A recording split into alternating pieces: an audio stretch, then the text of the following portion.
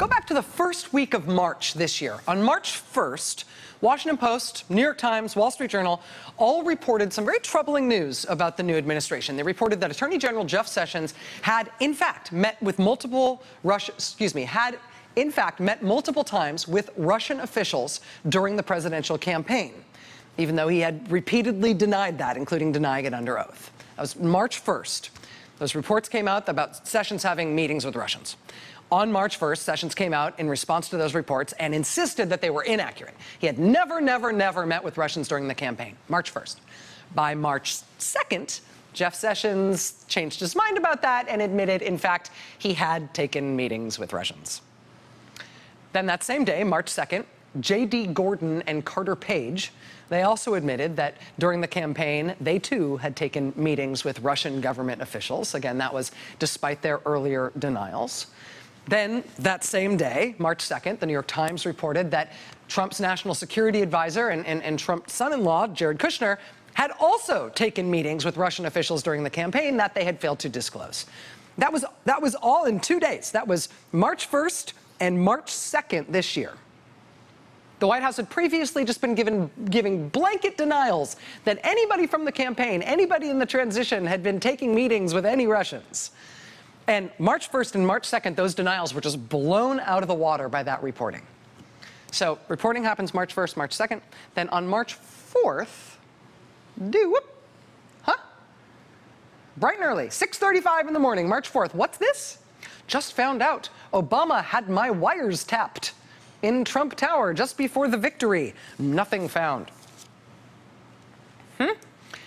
President made that remarkable claim before dawn on the 4th day of March, right after that flurry of damning reporting about the Trump campaign and all their secret contacts with the Russians.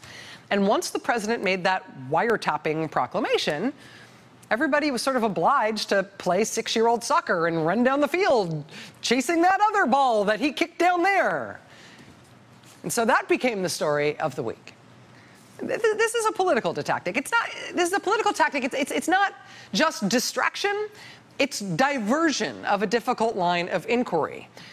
I mean, so in the first week of March, there's this cascade of reporting that Trump campaign personnel were meeting with Russian officials during the campaign and then covering it up, right? And it's a whole litany of them. Page and J.D. Gordon and Flynn and Kushner and Sessions, they're all caught out. They're all having to admit it despite their previous denials. It's a very bad news cycle for the White House. And so the White House decision about what to do about that, or at least the president's decision, is to divert that line of inquiry. Don't just start talking about something else and hope that you can change the subject. Instead, try to harness the energy of that initial damning news story and turn it to something related but different. So the president made that diversionary statement on a different issue that was still vaguely related to the question at hand.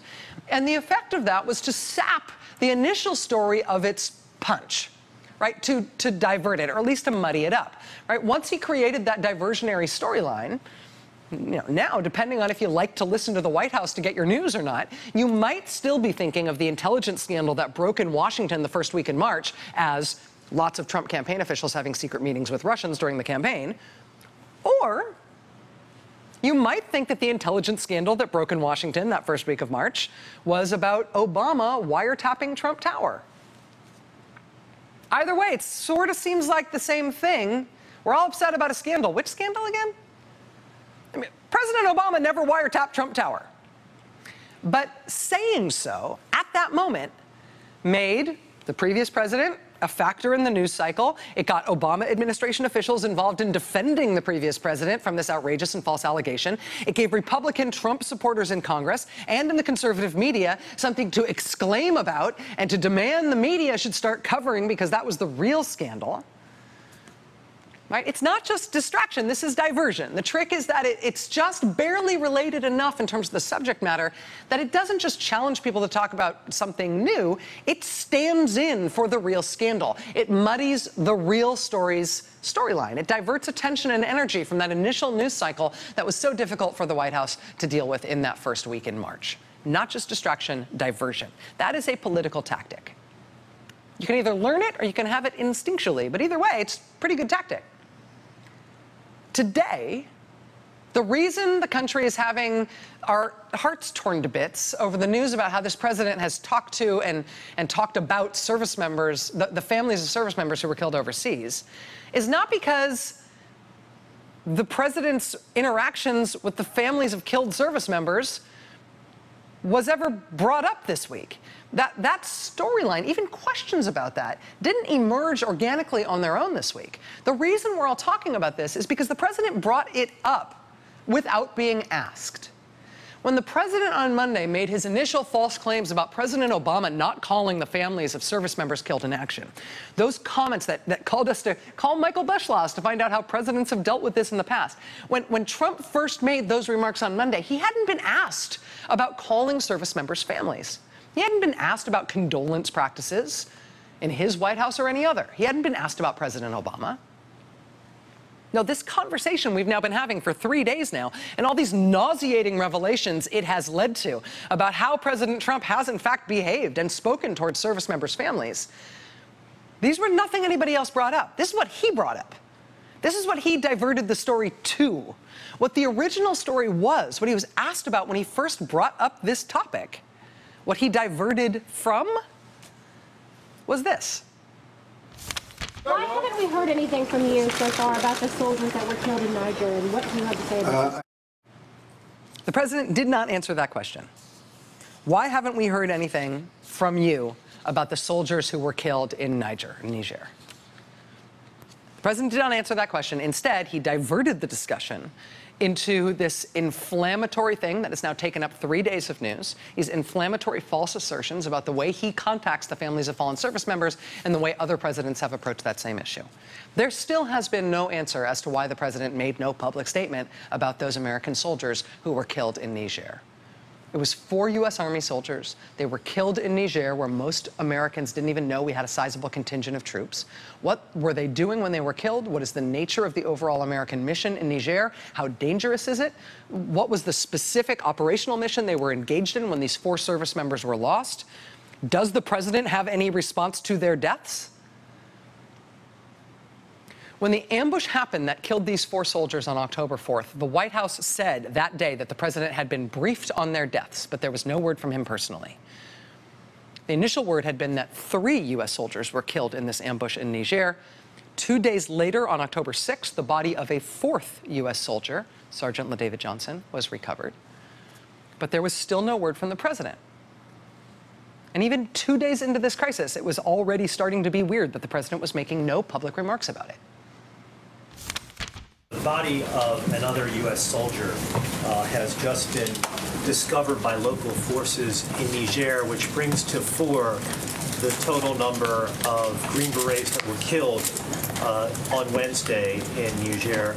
So far, there's been no response to this by the president. No tweet from the president, no statement from the president. Press corps is already asking the White House. That was almost 2 weeks ago in the White House briefing room. It was strange even 2 weeks ago that the president had made no public response, no public statement about these American soldiers being killed in Niger. It's now 12 days on from those questions and still no public response from the president. When he was asked about it on Monday in the Rose Garden, he responded with this diversion about President Obama not calling the families of service members he heard. Or maybe not, I don't know. Even today, the White House still will not explain why the president has made no public remarks on the deaths of these soldiers. Not on his own behavior, not about President Obama, but about what happened in Niger.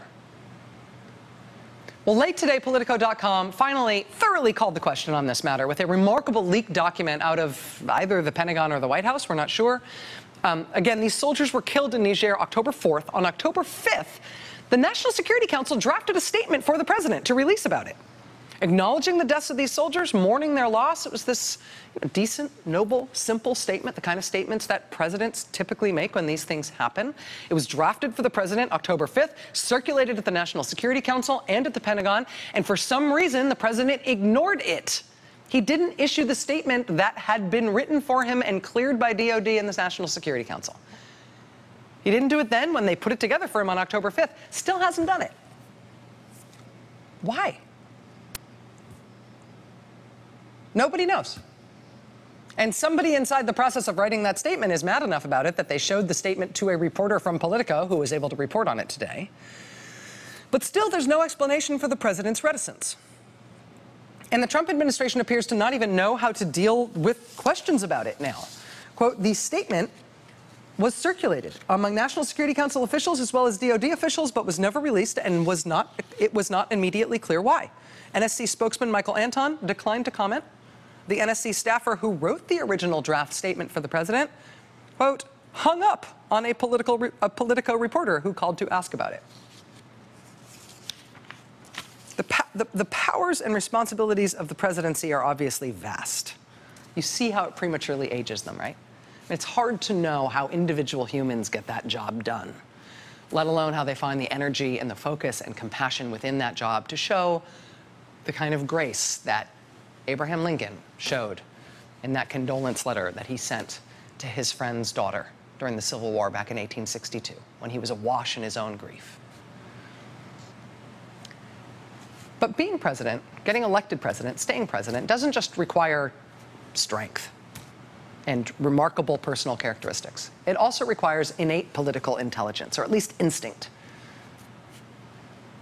And something about what happened in Niger has caused this president, apparently instinctually, to divert the conversation from what happened to those soldiers, from even acknowledging publicly the deaths of those soldiers and what happened to them. He will not talk about it. Why were they underarmed and under-armored in a place where they were potentially subject to a massive, heavily armed ISIS ambush? Was it the French who had to evacuate them out of there once they had killed and wounded soldiers who needed to be taken off the battlefield? Was it U.S. private contractors, as has also been reported? Was there an evacuation plan? If not, is that because the military didn't expect them to be in danger? Why was that intelligence wrong if that was the basis on which this mission went ahead? After these reports that LaDavid Johnson was separated from the other soldiers who were killed, that his body was not located until 48 hours after the other ones were found, do we know why that is? Do we know how it is that Sergeant Johnson became separated from those other soldiers? Do we know if he was initially taken alive? What was the mission? Was it worth it to have them there? What's the U.S. going to do in response to these deaths? There is something about what happened in Niger that this president has instinctually diverted the conversation from, to the point that he will not even issue an already prepared statement somebody else has written for him on the matter. He would rather have a national conversation about his own callousness and mistakes and forgetting to send the check to the family members of service members killed in action. He would rather talk about that than talk about what happened in Niger. That makes me really want to know what happened in Niger. I'll be right back. Hey there, I'm Chris Hayes from MSNBC. Thanks for watching MSNBC on YouTube. If you want to keep up to date with the videos we're putting out, you can click subscribe just below me or click over on this list to see lots of other great videos.